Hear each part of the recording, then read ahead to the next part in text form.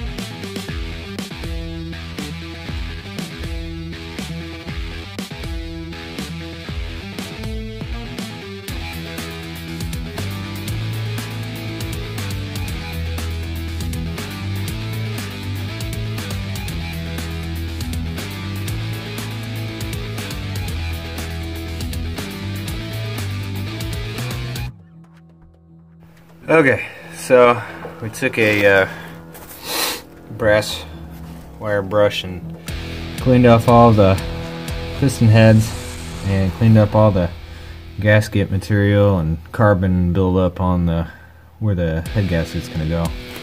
So we got both sides done, and I think we're gonna be ready to go. There's a sensor right there that I put on the other cylinder head, and this thing has got to come out, and I gotta make sure that it's the right orientation to go on there. So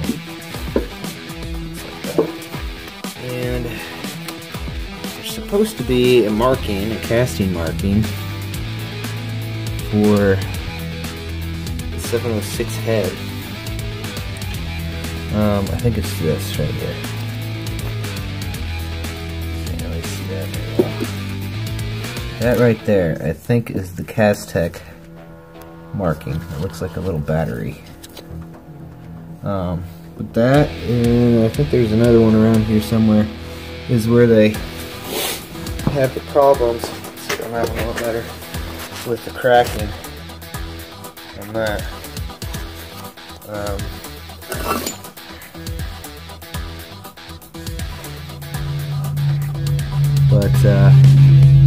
Yeah, I just wanted to show you that, so you know. I'll get the service bolts in, and I'll show you guys that, because it shows pretty clearly on there.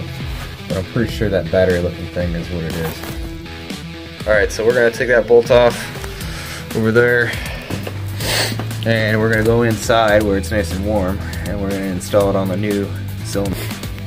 Okay, so we got everything cleaned off.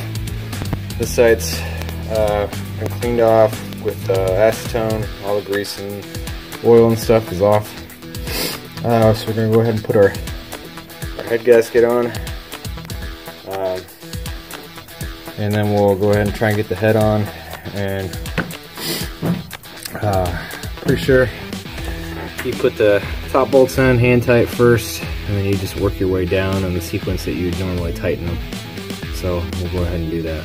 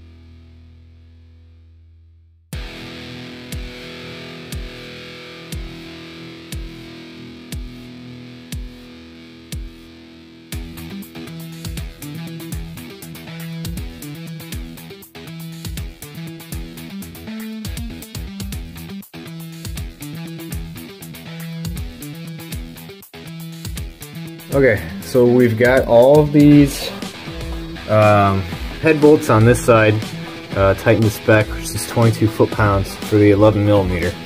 Those are the big ones that are inside and on the bottom here. These will be tightened last, and I believe those are 22 foot-pounds too. But we've got everything is on 22 foot-pounds right now, aside from these, and the instructions, specifications. Step 2 says to tighten all 11mm bolts an additional 90 degrees. So we'll go ahead and do that. And then after that, we're going to tighten the 1 through 8 in another 90 degrees. And then the two ends at 9 and 10, we'll tighten those 50 degrees. And then we'll tighten up the 8mm on the top.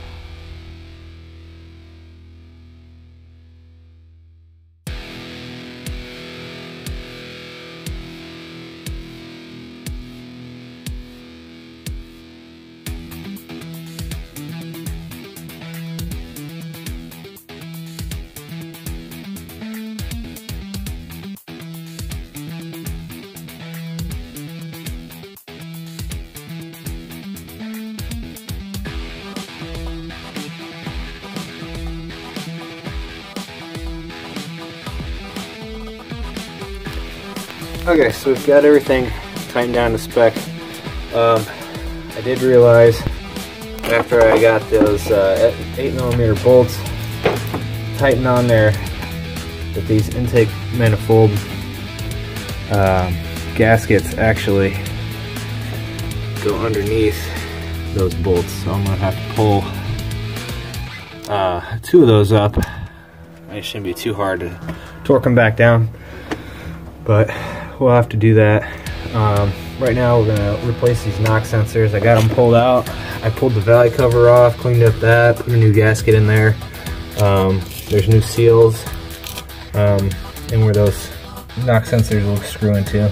So we're gonna go ahead and do that. These are all 10mm bolts. I wasn't really sure of the sequence, so I just kind of alternated back and forth. It is 18 foot-pounds torque on all of those. So, all right, we'll go ahead and do that. And then I think what we're gonna do is put the exhaust manifolds back on. We got new gaskets for those as well.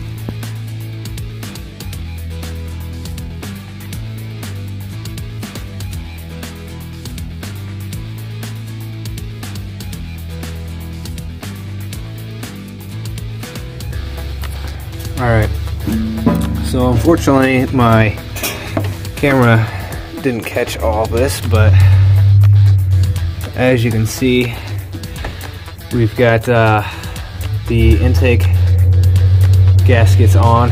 They actually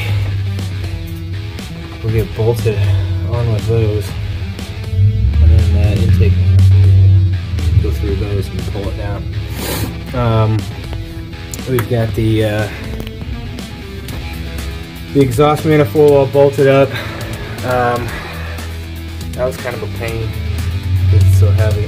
I still got to go underneath and attach it to the exhaust pipe. Knock sensors are in. We do have to take and put the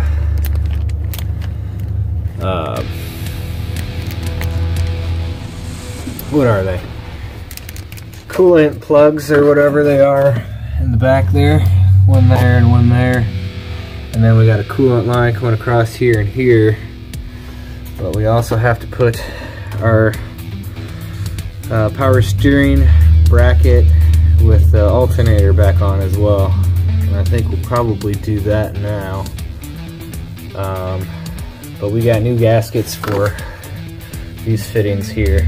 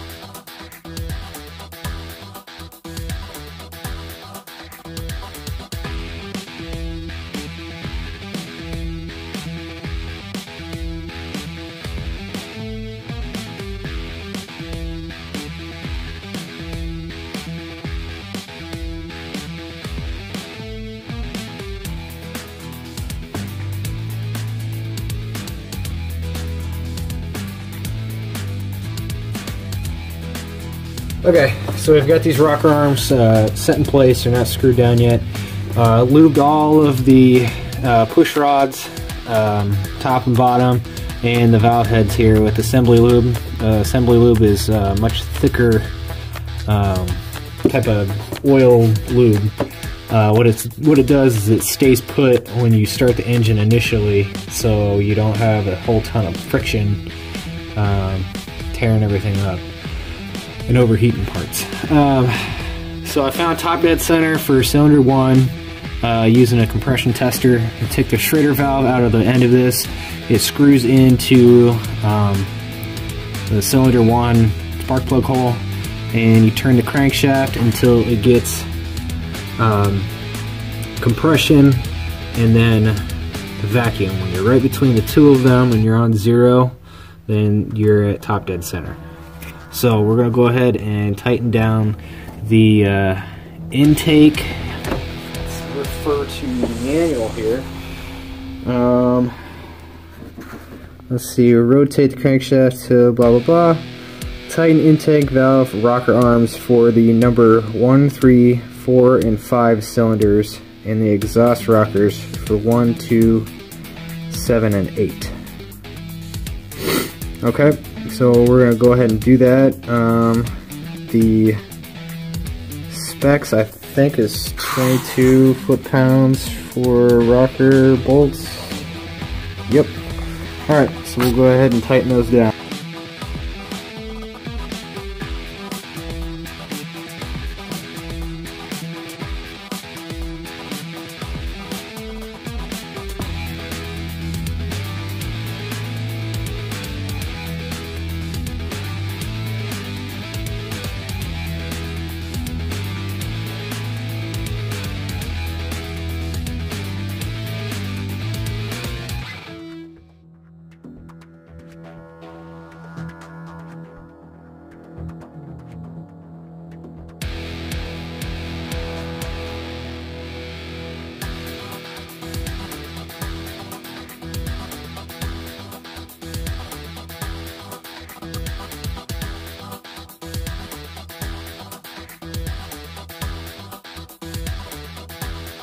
Alright, so we got the gaskets and the valve covers. I'm going to go ahead and put those on. I had a hell of a time trying to get the crankshaft to turn over. Not really entirely sure how accurate I got the rockers installed, but I did what they told me to do. Tighten them in the sequence to the right torque and everything, so we'll see. Really hope that I got it right, otherwise we're gonna have to do this all over again. So let's go ahead and put these valve covers on, and I think we're gonna call it a night after that.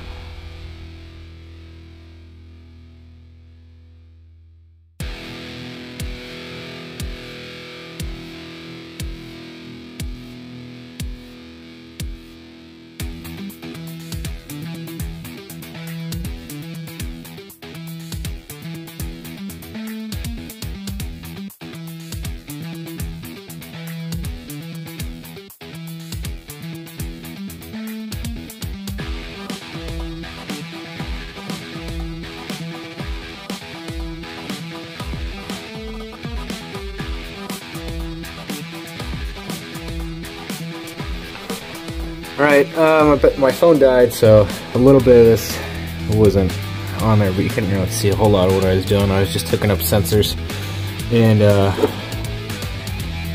bolting the rest of the stuff in there. But I've got the wiring harness pretty much back to where it was. I've got the alternator all hooked up.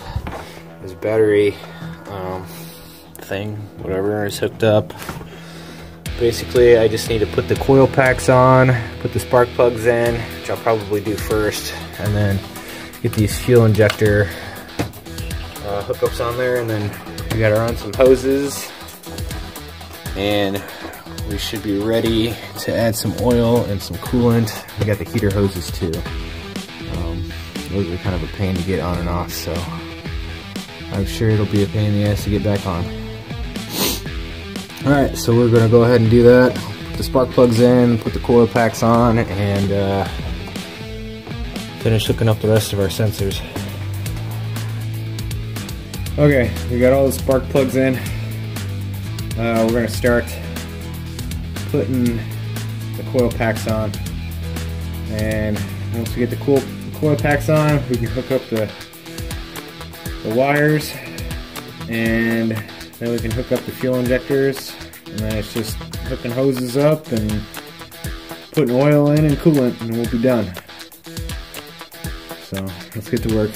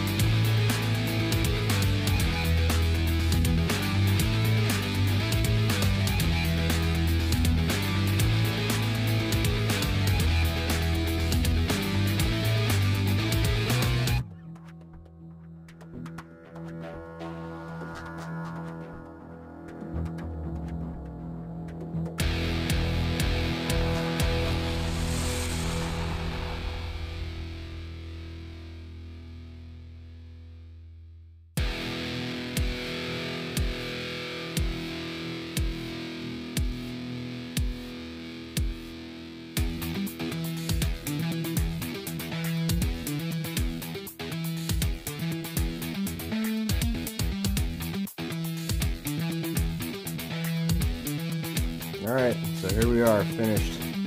Just put some coolant in. I'm probably gonna have to put more in, have to set the engine light. So we got oil, coolant, all the wires, all the tubes, hoses, you know. Everything is put back together where it's supposed to be. I did. There's one little issue. I'm gonna put coolant in my hand.